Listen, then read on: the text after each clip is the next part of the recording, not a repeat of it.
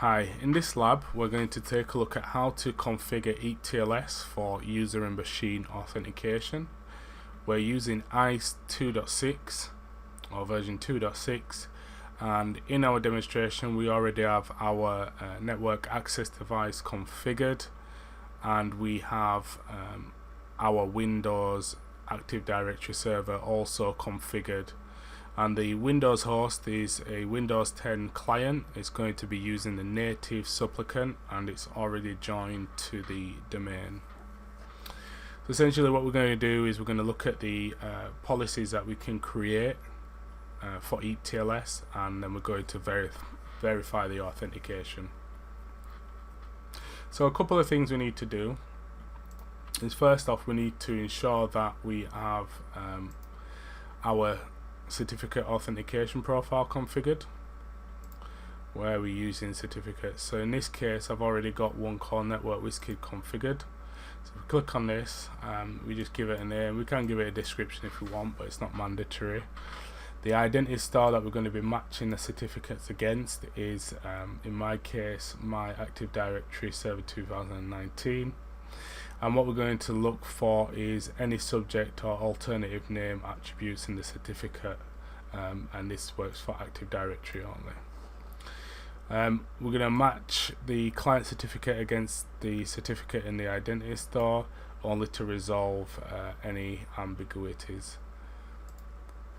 So what we do is, to create the policies, we go to policy sets, and what we want to do is, in this case, we'll just create a new policy set and we'll call this one lab demo. And for the purpose of this demonstration, we'll match on the device. So our device is going to be a switch, so we'll match on device type. So these device types are being created, so I'll match on the switch, and then we're going to have the allowed protocols. I've pre-created one called EAP-TLS and MAB only. All the other protocols are disabled, so we'll just select that because we're going to be using EAP-TLS. We'll save that, and now what we'll do is we'll go into that. We'll start off with the authentication policy, and as you can see we have a default one here, and this is going to match against all the user ID stores. We can change that, and we can select which ID store we match against. In this case we're going to match against the network Wizkid profile that we created, so we'll do that. And we don't need to add in any more, but maybe in a production environment, if you're using one policy, there might be multiple authentication policies that you need to consider, and in that case there you might need to play around with the options as well, so that the policy can be passed on to the next one if for any reason one fails. So what we'll do is we'll expand the authorization policy. And again we have a default one, which is deny access. So what we'll do is we're going to add two. So one, and let me just close that. Okay, and we'll add another one. So what we're going to do is we're first going to start off by authenticating and authorizing the machine. So we'll just say EAP-TLS machine, and then we'll do EAP-TLS, and this one will be client. We'll call this one.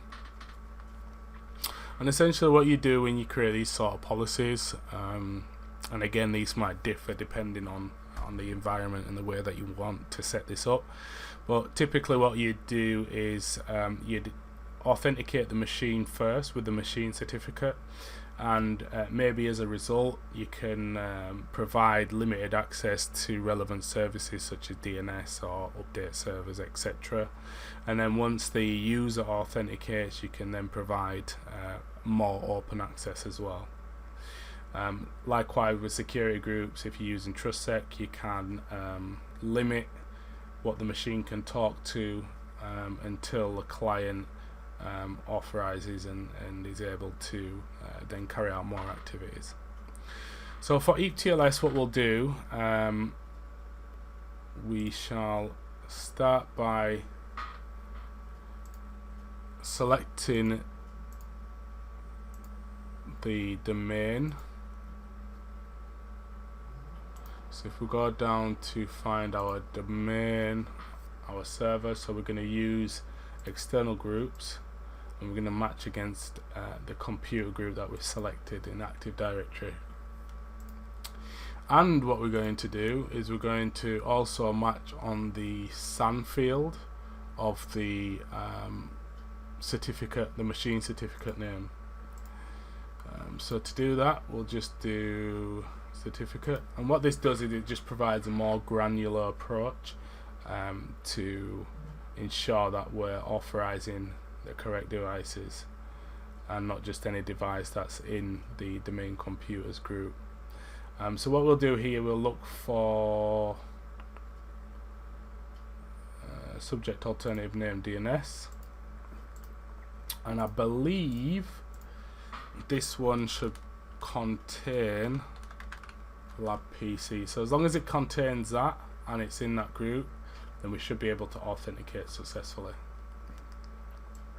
So I'll use that for now, and then what we'll do as well is for the client, we'll do the same, but what we're going to do is specify the user group.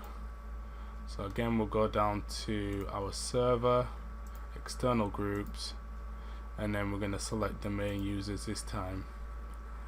And because we're using EAP-TLS as well, we could also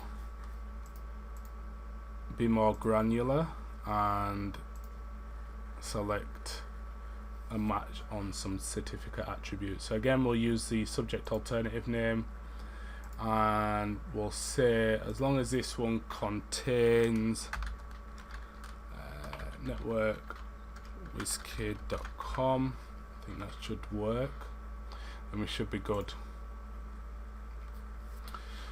So we'll do that, and we're not using TrustSec, so we shall let's say in this case, let's create a new profile, a new authorization profile, and we'll call this one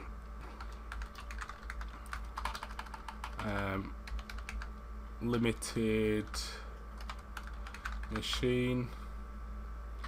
So we'll stick with the access accept, and we can choose to lock it down with a DACL name if you're using wireless as well. It works for that, ACLs, VLANs, so you could put it in kind of restricted VLAN if you wanted to. Yeah, there's a wireless ACL name you can specify if you're using wireless. So what we can do is we can select any of these really. We've not created any access list, so what I'll do is I'll say, just for this demonstration, we'll leave it in tag 1, and we'll call it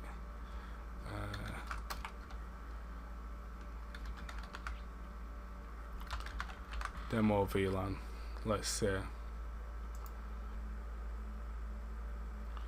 We'll go with limited machine, just to get that out there, and then what we'll do is we'll just go with the permit access for the client when the client authenticates, and then we'll just save that, and we should be good to test. Now the Windows supplicant that I am using, it's already been configured. It's got the certificates on, it's the .1x services are configured, so we should be able to authenticate successfully now. So what we'll do is we'll go to the logs, look at the live logs.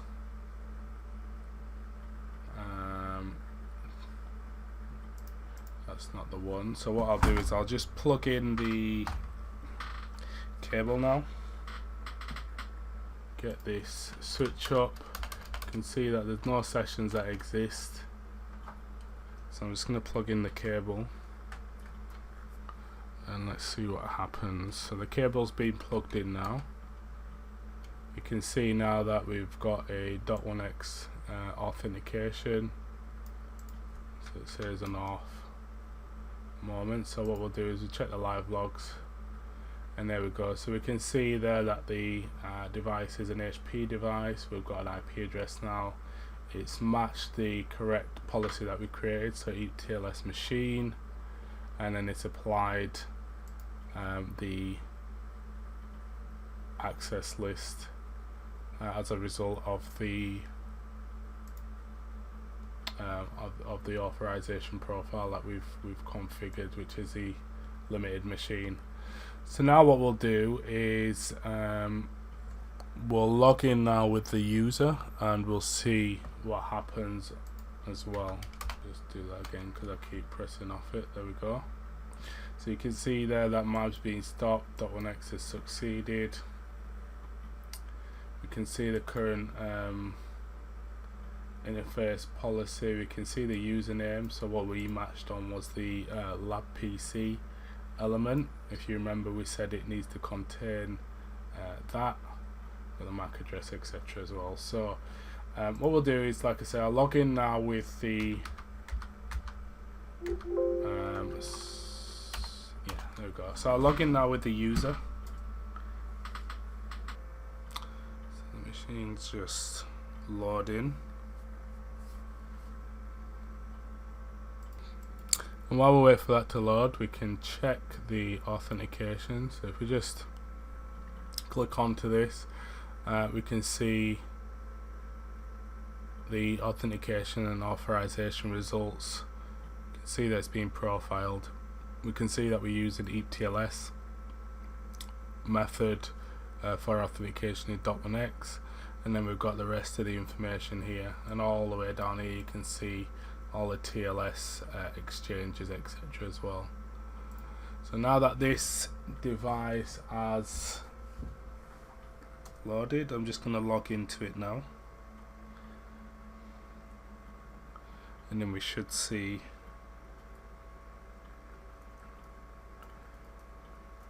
the successful authentication for the user. That's logging in now.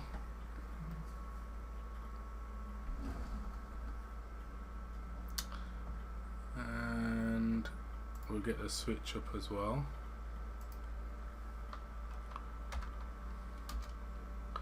And you can see now that this is changed to off, and at the background there you can see that we've just got our successful authentication, and now we've got permit access as well. So we can see that we've matched against the TLS client. If we click on that now, we can see that the authentication has been successful for the user logging in. We can see the username, and again we can see that you know, everything that's occurred in terms of searching Active Directory, etc. as well. So again we can see that EAP-TLS is being used, and the authentication method is .1x. And that's how we can use EAP-TLS machine authentication as well as user authentication with Cisco ISE. I hope you found this video useful. Please do like, and if you've got any questions, drop them in the comments box and I'll do my best to respond. Please subscribe and hit the notification bell if you like the videos that I upload. I've got many security videos ranging from ISE to Firepower and other security products as well, so please do subscribe if you find these videos useful. Thank you for watching.